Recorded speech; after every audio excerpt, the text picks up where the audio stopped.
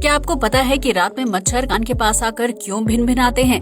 या फिर क्या आप ये जानते हैं कि इंसान अपनी ही नाक को क्यों नहीं देख पाता है? क्या आप जानते हैं कि बिल्डिंग बनाते समय ईंटों को चिनाई से पहले भिगोया क्यों जाता है?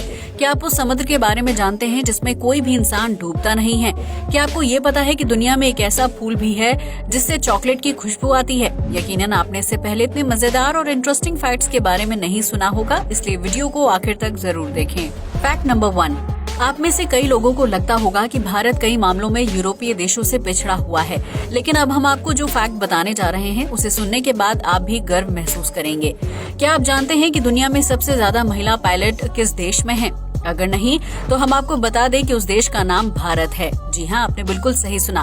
भारत में महिला पायलट की संख्या सबसे ज्यादा है।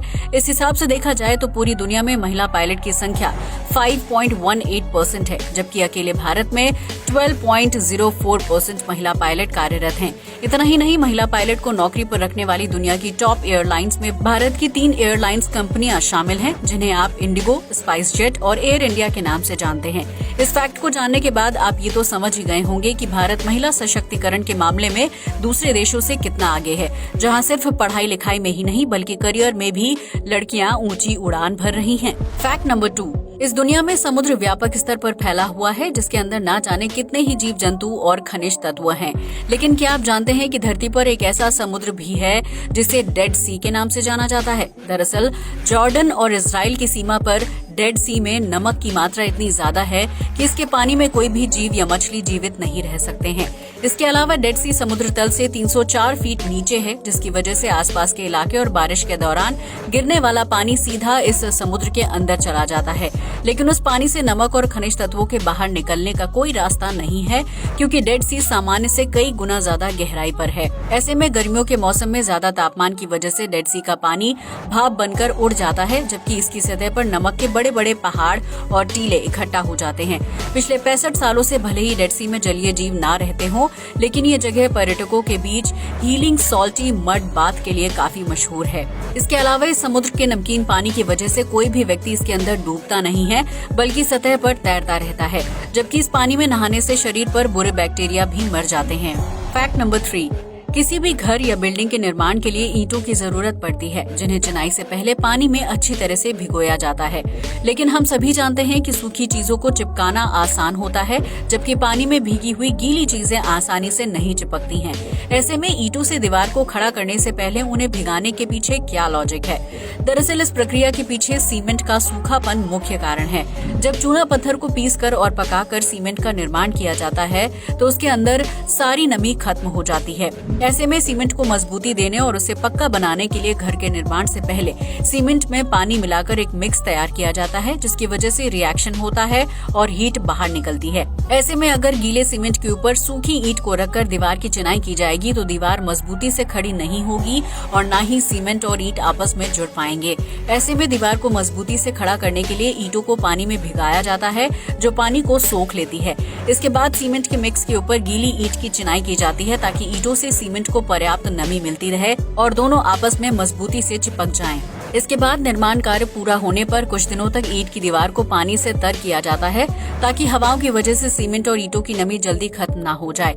इस तरह कुछ दिनों तक पानी से तराई करने के बाद सीमेंट और ईंट आपस में मजबूती से चिपक जाते हैं, जिसके बाद उन्हें और पानी की जरूरत नहीं होती है। फैक्ट नंबर 4, आज जिस तरह पूरी दुनिया में वायु प्रदूषण फैल रहा है, उसकी वजह से कई लोगों को सांस संबंधी समस्याएं हो रही हैं। ऐसे में चीन जैसे देशों में कैन और थैलियों में पहाड़ों की साफ हवा भरकर बेचने का बिजनेस भी काफी फल फूल रहा है। लेकिन आपको ये जानकर हैरानी होगी कि इस बिजनेस की शुरुआत चीन से नहीं बल्कि कनाडा से हुई थी। जी हाँ, आपने बिल्कुल सही सुना। कनाडा में रहने वाले मोसेस लैम और ट्रॉय पैक्विट नाम के 2 लड़कों ने मजाक के तौर पर कैन के अंदर फ्रेश हवा भरकर बेचने का आइडिया सोचा था। उन्होंने इस आइडिया को पूरा करते हुए वाइटैलिटी एयर नाम के प्रोडक्ट की शुरुआत की, ताकि लोग अपने दोस्तों और रिश्तेदारों को फ्रेश हवा वाला मजाकिया गिफ्ट भेज सके।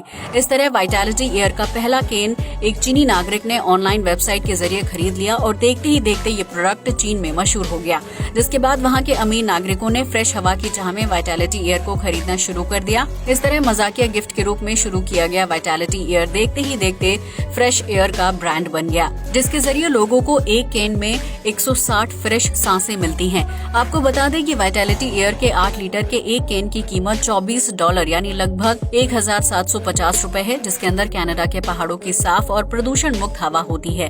वाइटैलिटी एयर की देखा देखी चीन के स्थानीय व्यापारियों ने भी कैन और पॉलिथीन में पहाड़ों की साफ हवा बेचने का बिजनेस शुरू कर दिया है ताकि वो ज्यादा से ज्यादा मुनाफा कमा सके। आपको बता दें कि वाइटैलिटी एयर का व्यापार सबसे ज्यादा चीन, भारत और साउथ कोरिया जैसे देशों में फैला हुआ है, क्योंकि इन देशों में प्रदूषण का स्तर कई गुना बढ़ गया है। ऐसे में अमीर लोगों को साफ हवा के नाम पर महंगी कैन बेचना आसान है, जिसमें स्ट्रेस रिलीज से लेकर स्लिप एयर तक अलग अलग कैन बेची जाती हैं। फैक्ट नंबर 5, पिछले 2 साल में भारत समेत दुनिया के सभी देशों ने एक ऐसे वायरस का सामना किया है जिसने ना जाने कितने ही बेकसूर लोगों की जान ले ली है। ऐसे में सोशल मीडिया में कोरोना वायरस को लेकर कई तरह के उपचार और कारण बताए गए थे, जिसमें से कुछ बिल्कुल सही थे तो वहीं कुछ बिल्कुल गलत। ऐसा ही एक वायरल पोस्ट है कि कोरोना वायरस मोबाइल नेटवर्क या 5G नेटवर्क की वजह से तेजी से फैल रहा है, जिस पर कई लोगों ने आंख बंद करके भरोसा भी कर लिया था। लेकिन यहाँ हम आपको बता दें कि कोरोना का या कोई भी घातक वायरस मोबाइल या टेक्निकल नेटवर्क की वजह से नहीं फैल सकता है, क्योंकि वायरस को फैलने के लिए ऐसे तत्वों की जरूरत होती है जिसकी मदद से वो आसानी से इंसान से संपर्क में आ सके। इसलिए कोरोना या कोई भी वायरस पानी, हवा, सांस और छूने की वजह से फैलता है, न कि किसी मोबाइल या 5G नेटवर्क की वजह से। वहीं वर्ल्ड हेल्थ ऑर्गेनाइजेशन की माने तो कोरोना वायरस रेडियो तरंगों या मोबाइल नेटवर्क के जरिए ट्रैवल नहीं करता है, इसलिए 5G नेटवर्क के जरिए इस वायरस का फैलना असंभव है। इसके साथ ही WHO ने ये भी कहा है कि अगर कोरोना वायरस इस नेटवर्क की वजह से फैल रहा होता तो उन देशों के लोग इस वायरस की चपेट में नहीं आने चाहिए थे जहां 5G मोबाइल नेटवर्क नहीं है। ऐसे में अगर आप भी सोशल मीडिया पर शेयर की जाने वाली हर खबर पर आंख बंद करके भरोसा कर लेते हैं तो ऐसी खबर को शेयर करने से पहले उसके बारे में पूरी जानकारी जरूर इकट्ठा कर लें। इसके साथ ही कोरोना वायरस से बचने के लिए चेहरे पर मास्क जरूर लगाएं। फैक्ट नंबर 6, आज तक आपने ऐसी गन के बारे में सुना होगा जिसे शूट करने पर एक खास तरह का केमिकल बाहर निकलता है और उसकी वजह से आंखों में आंसू आने लगते हैं। लेकिन आज हम आपको एक ऐसी टीयर गन के बारे में बताने जा रहे हैं जिसके जरिए आप अपने आंसुओं को बुलेट में तब्दील कर सकते हैं। जी हाँ, आपने बिल्कुल सही सुना।